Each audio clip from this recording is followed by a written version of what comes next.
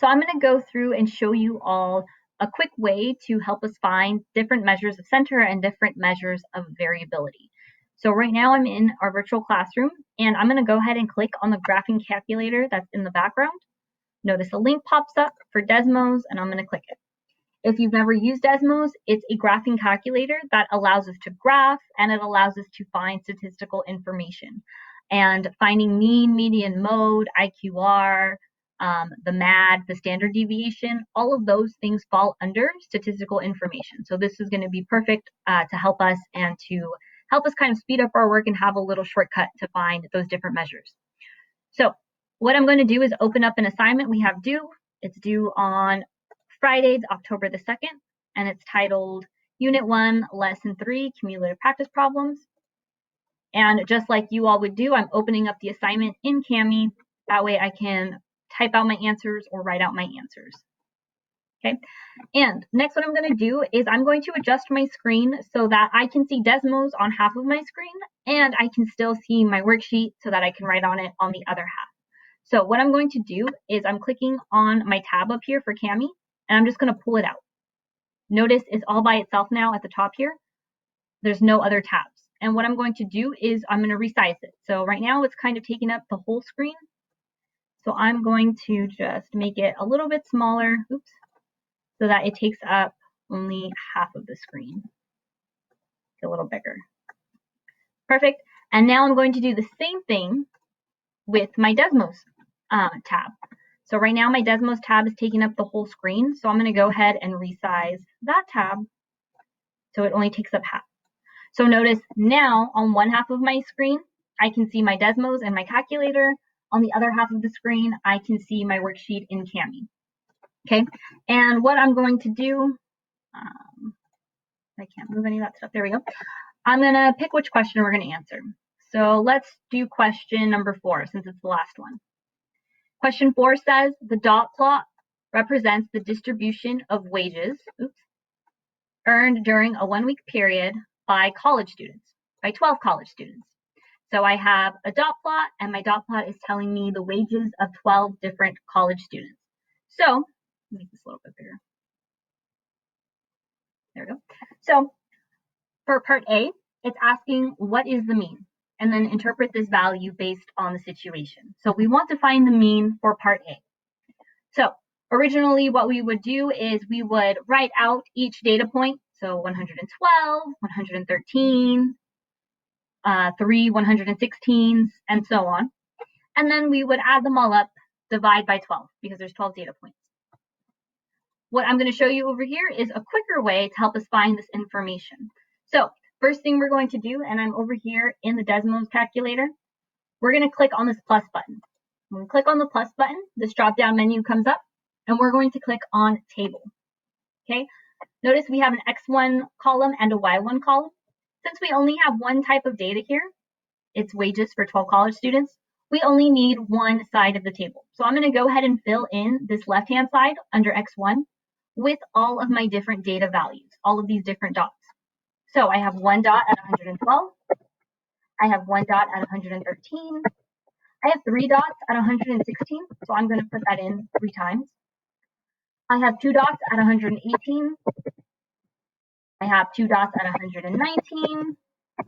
And I have 3 dots at 124. So I'm going to put that in 3 times. Okay, now I have a table filled out with all of the values from my dot plot. So what I'm going to do next is underneath where my table is, I'm going to go ahead and click where it says 2. And all that's doing is opening up a new empty space for me to find whatever type of statistical information I need. Okay, so in this box for 2, I'm going to come down here where it says Show Keypad. And notice this little keypad pops up. It has variables I can click on. It has numbers. It has functions. In particular, this functions button. It has different trig functions, stats, which is what we're going to be using, distributions, which notice we can easily make our histograms, dot plots, and box plots, and other random functions we can use. And just to kind of show you what this would look like, if we clicked dot plot, obviously we already have a dot plot here, but just so we can see it over here. It says dot plot and then there's parentheses. So what we put in the parentheses is the title of the data. So notice our data table, the title of it is X1. That's what this column is called. This is all X1. So if I want a dot plot of that data, I'm going to click X, and then I'm going to click subscript 1. Subscript means the small one. To get that, we're going to click here on A, and then down here where it says A subscript B. Notice my cursor went down. And again, that was from clicking this A subscript B. And then I'm going to click 1. Okay, coming back to my graph, notice we can't see the dot plot. Well, that's because my values are in the hundreds. Right now, my x-axis is in the 20s. So I'm just going to scroll out and look, here is our dot plot. I'm going to scroll back in. Notice it's pretty similar to the dot plot over here on the right side. So that's one thing it can do. It can graph for us. It can give us the dot plots if we wanted. I'm coming back here to functions. It could also give us the box plot. And again, I would just press X subscript 1, because again, all of that data is in the X1 column. And here's our box plot. Okay. And coming back to part A, it's asking for the mean, and part B is asking for the median. So how do we find those things? So I'm going to go ahead and open up or click on a new section. I'm on number 4 now.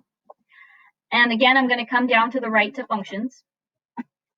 And I'm going to come up here to the stats category. This is mostly what we are going to be using for in our statistics unit. Notice I can find mean, median, minimum, maximum, quartile, so quartile 1 and quartile 3. I can find standard deviation. That's what this STDEV stands for, standard deviation. I can find the MAD. And down here to the bottom right, it says stats.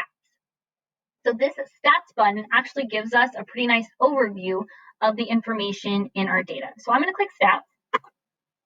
And again, the parentheses pop up. So I'm going to click X subscript 1. And notice clicking stats gives us the 5 essential points for our 5-number summary. It gives us our min, our Q1, our median, our Q3, and our max. So by using the stats button, we just found the answer to part B. What is the median? So all you need to do now is interpret it based on the situation. And now for the mean. So again, I'm clicking on a new section, opening up this little keyboard or keypad, clicking on the functions button, and the third option all the way at the top to the right, it says mean. Again, I'm looking for the mean of the data in my X1 column, and there's my mean. There's my mean. So again, you would just now have to interpret it based on the situation.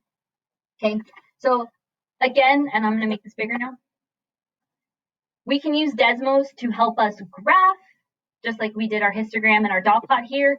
We can use it to find essential points about our median, about the Q1, the min, the Q3, the max, and the mean.